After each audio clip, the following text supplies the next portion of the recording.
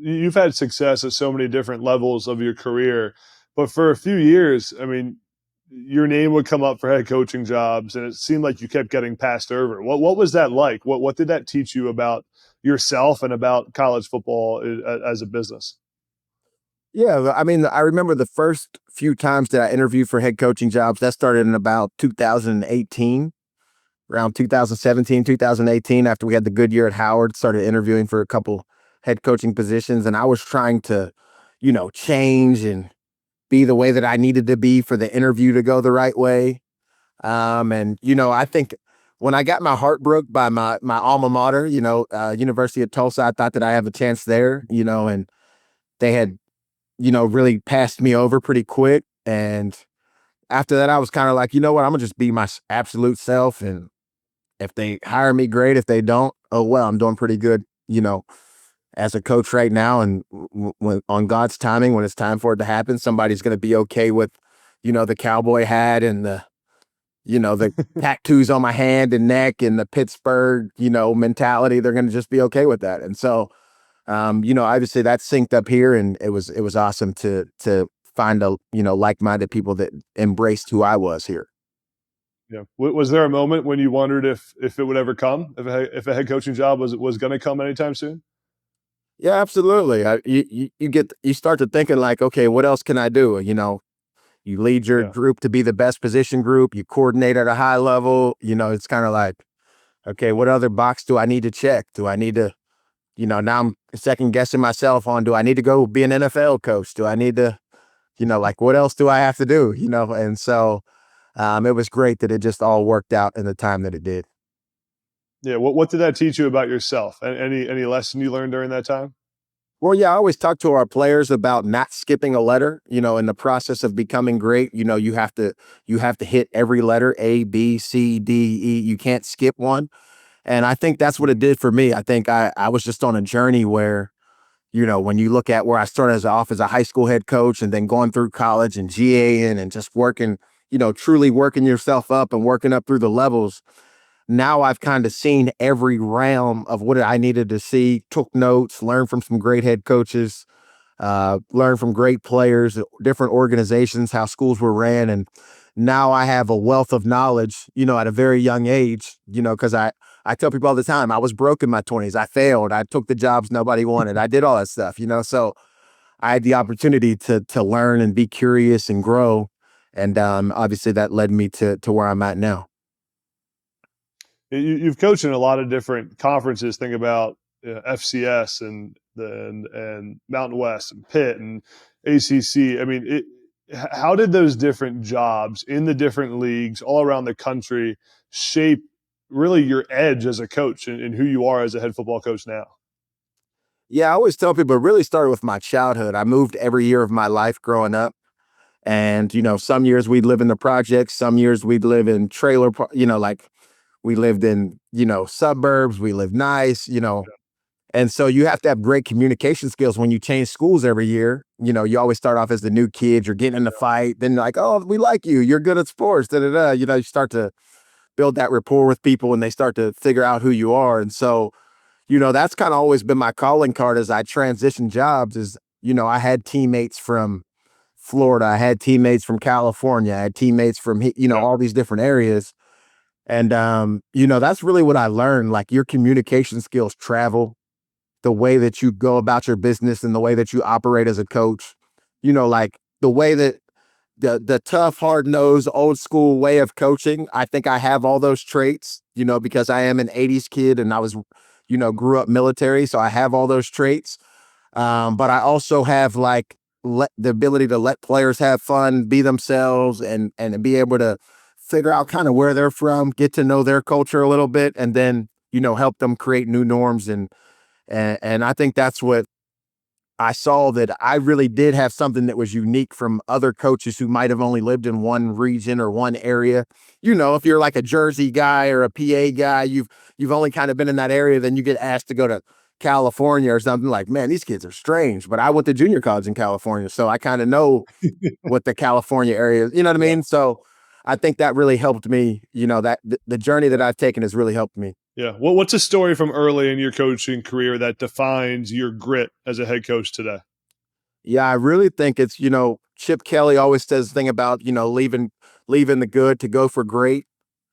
And I just remember when I left being a high school head coach in Pennsylvania, Waynesboro, Pennsylvania, I had a really good situation there. Like just won coach of the year, like the program was rolling. Like it was a good setup for me. It was really, I could have stayed there for the rest of my career and it would have been, smooth sailing, and when I took that jump to go to college, I mean, that first year of, being a quality control guy, being in the background, just grunt work, learning the ins and outs of football, and then, having to transition from that, not getting the job that, I thought, okay, I played for these guys, right? I thought, man, they saw my work ethic. They see that I'm a good coach. Like they're just going to immediately catapult me to a position coach or a coordinator. I'm on the fast track, they're like, nah, man, you gotta go keep working. You gotta go figure it out. You gotta go coach. Yeah. And so then I went to a NAIA school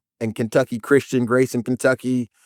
Then I went to a D2 school, Oklahoma Baptist, and it was like, man, this is getting ugly now. This is not the glamorous, I'm going from Arizona State, to going down. It's like, Yeah. is this really going to work out? Making less than 10 grand, it's just like, and that's where I was really like, and I was still being able to help kids become, all Americans, all conference, and recruiting big classes to those small institutions, D2 and NAIA, and then getting the Howard job. When I got the Howard job, I just remember like I'm big on like fasting, and I know people, I get into weird stuff sometimes, but I'm into fasting. So I fasted for like 4 days, and I remember I got two jobs at once. I got the Central Michigan job from Coach Bono. He was my special teams coach when I was on the Uh, Dolphins. He remembered me and he was like, "All right, I'm gonna give you a chance at Central Michigan." And then Mike London, right? He called me yeah.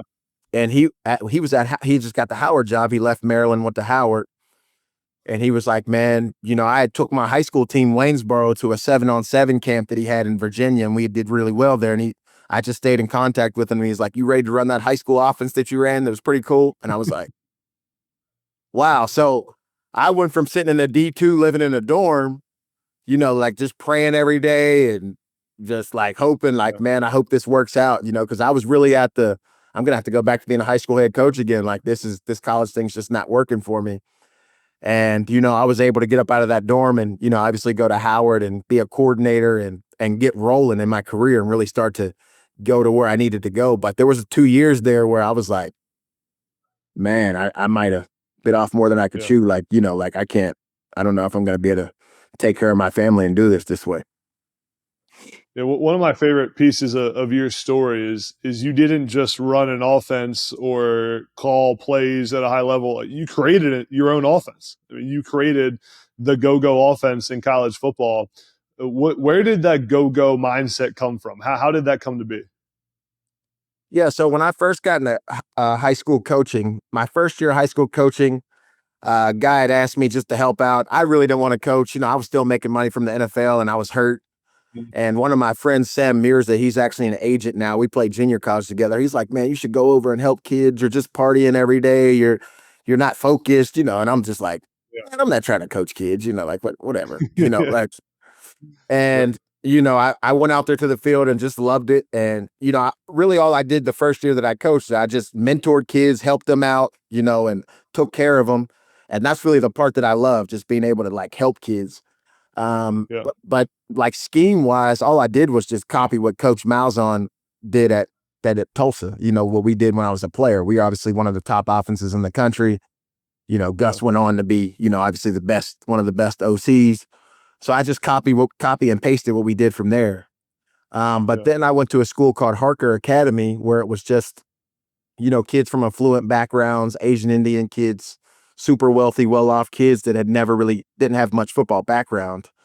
And that's when I started trying things and getting curious and creative. And I started watching football from like, okay, the 1900s, the first game, Rutgers, all the way till up to date, and just got immersed in trying to figure out how do I create an offense where even if you don't have the best players, you still have a chance to win games. And Yeah. so, I was led to the option, right? Because the option, you can have undersized linemen, you don't have to block certain people, you can leave people free, the quarterback can get you out of a bad play. And so it just, one day I just had just that aha moment of, okay, I can marry all these offenses together. I can put, the pro style West Coast drop back passing game together with, RPOs with the triple option and make all the runs in the triple options. Like, you can put all this stuff together.